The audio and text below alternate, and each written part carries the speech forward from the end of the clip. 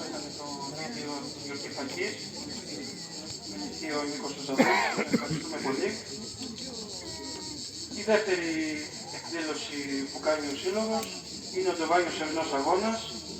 Μια ιδέα που γεννήθηκε τρέχοντας μαζί με φίλους στα μονοπάτια γύρω από την Εκλουβή και την οποία αφού μοιράστηκα με κατοίκους του χωριού, της δώσαμε σάρκα και οστά.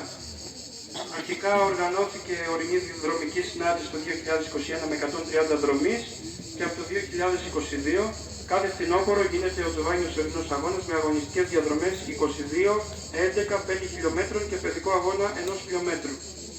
Πέρυσι με 210 δρομείς στις 3 αγωνιστικές διαδρομές και 150 παιδιά σπάσαμε το ρεκόρ συμμετοχών. Με τον παιδικό αγώνα του Εμπλουβάκη, τα καυτερίμια του χωριού γέμισαν και πάλι παιδικές φωνές.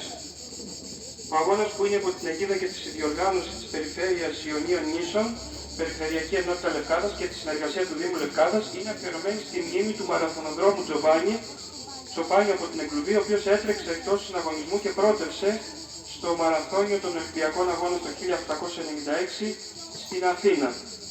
Εκατοντάδες δρομείς από όλη την Ελλάδα έχουν αγκαλιάσει τον αγώνα, έρχονται για να τρέξουν στα χνάρια του Τζοβάνι, να γνωρίσουν την Εκλουβή με τα τοπικά παραδοσιακά προϊόντα, όπως τις περίφημες φακές και τους φιλόξενους κατοίκους της και να αισθανθούν την επαφή με τη φύση και την άθληση ως μέσο σωματικής και ψυχικής υγείας.